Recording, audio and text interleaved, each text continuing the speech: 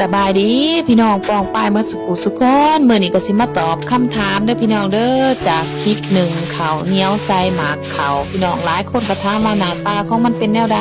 หมากเขาเมื่อนี้ขอยก็สิเอามาฝากเด้อพี่น้องเด้อเอาหน้าตาของหมากเขามาฝากมันสิเป็นแบบนี้เด้อพี่น้องหน่วยสีแดงสมเด้อพี่น้องเวลามันสุกมันสิเป็นหน่วยสีแดงสม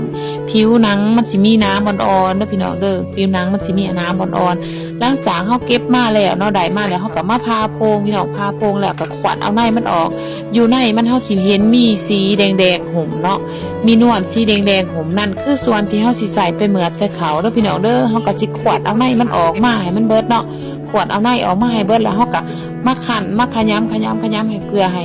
นวลสีแดงๆที่มันหุ่มอยู่ในน่ะให้มันรูดออกให้มันเปื่อยออกพี่น้องแล้วเฮาก็สิเอาไปเหมือดใส่เขานี่แหละเนาะพี่น้องคือส่วนเฮาสิไปเหมือดใส่เขาแต่เฮาสิบ่ใส่หลายปานนี้เด้อพี่น้องใส่ประมาณ2บวงก็โอเคแล้วพี่น้อง1เขาซ้ำหวด1นี่ใส่2บวงแกงนี่โอเคพอดีแซ่บพี่น้องอันนี้คือมันหลายโพดพี่น้องขอยก็สิแบ่งเป็นทงไว้เอาแซ่กามไว้ไปกินได้กลุ่มเป็นปีพี่น้อง